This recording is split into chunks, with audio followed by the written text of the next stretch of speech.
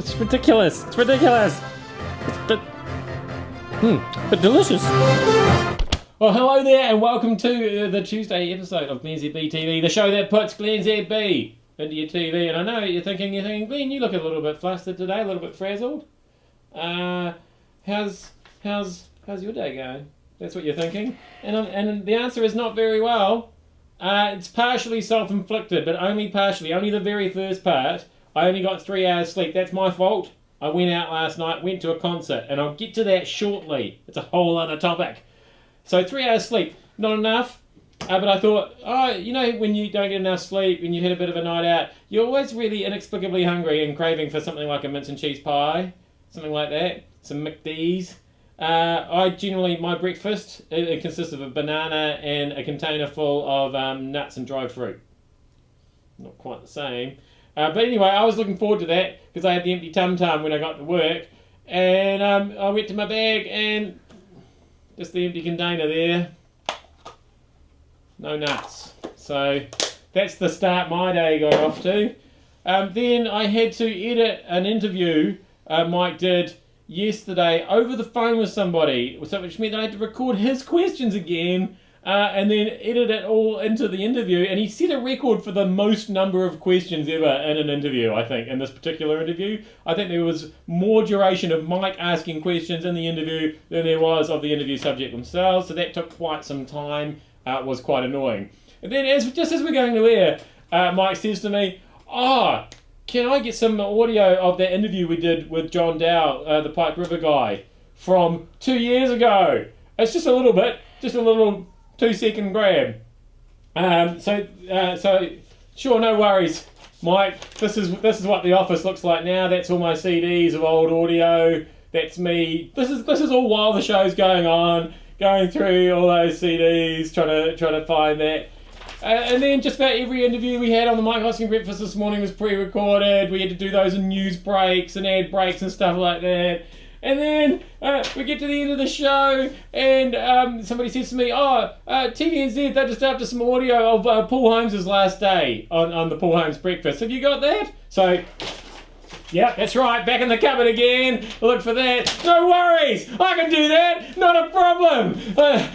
Excuse me, now that you've got that, and I've got that for you, I'm just going to the studio to do my podcast, and then I get to the studio, and look, there's Brendan Telfer and Jenny Watts in the studio, and I can't get in the studio. It's all right now, we're here now, we're filming glennzb TV, and everything's going to be okay. Right. Topic number 2, prime ministerial vernacular. Is it alright for prime ministers to say things like thick as batshit and describing people's tops as gay? Is that alright? I don't know. I've never heard. I'm just thinking of some other prime ministers I've heard talking. I don't think I've ever heard David Cameron saying stuff like that. Margaret Thatcher, I wouldn't have heard her saying things like that. Apparently it's alright. Well, I mean, it's obviously all right about David Beckham because he is thick as batshit. I mean, that's not defamatory or anything. That's just how it is. But this other thing, the gay thing, I get that people use that as a sort of a derogatory term, which is weird because most of the gay guys I know have exquisite taste. So I would be using that as a compliment. If I said, "Ooh, you look kind of gay in that," it would be like you're looking sophisticated and you make quite a lot of money and you've got it all going on. But I don't think he was meaning it that way when he talked to ZB's own Jamie Mackay the other day. But he justified it by saying, don't worry, gay just means weird. So that's alright. That's alright, eh? Gay just means weird. Don't worry, gay guys, you're just weird. Alright, so back to this concert that I went to last night. The reason I only got 3 hours sleep. It was a bit of a confusing gig. It was Ben Harper. Here's the ticket for the show. If you see there, it says 7:30 on that ticket. I foolishly arrived at 7:30. What a rookie mistake that was. Because he didn't come out until about 8:45, which is approximately 3/4 of an hour past my bedtime as it is. And then there was this weird thing that happened at about 10:15, which appeared to be the end of the show. And he waved and went off and everybody clapped for ages and demanded an encore and stuff. Turns out that was only half time.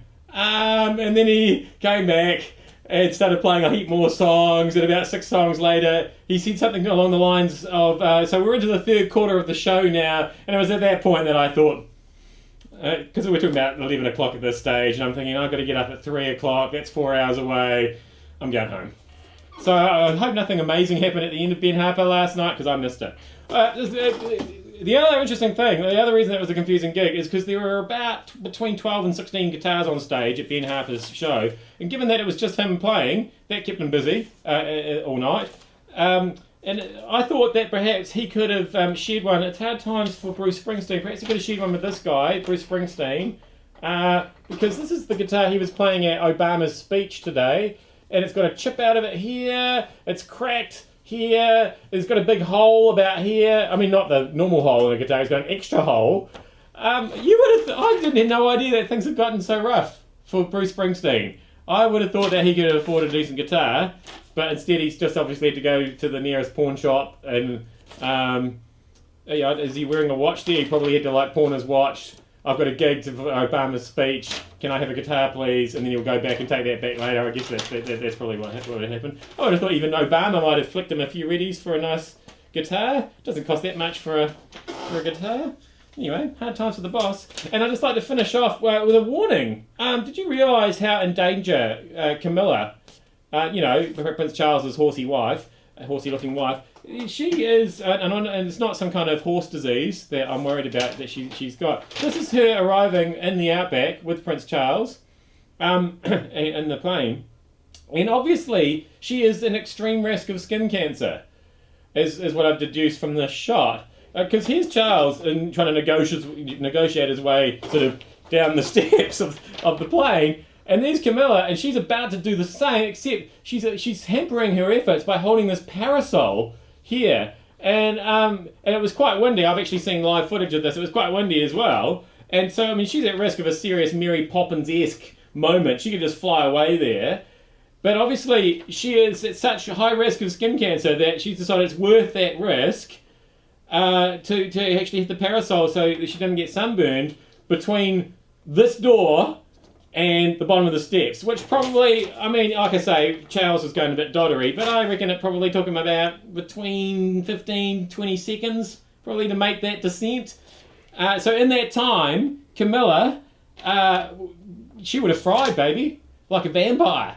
So it's a hard decision, isn't it? Do I make this, am I going to fry like a vampire? Or am I going to float away like Mary Poppins because of me carrying the parasol down the steps? These are the hard calls the Royals have to make every day, people. I hope you're aware of that. Anyway, that was glennzb TV for Tuesday. I'll try and get a bit more sleep tonight and make a bit more sense tomorrow. Thank you so much for having me in your telly.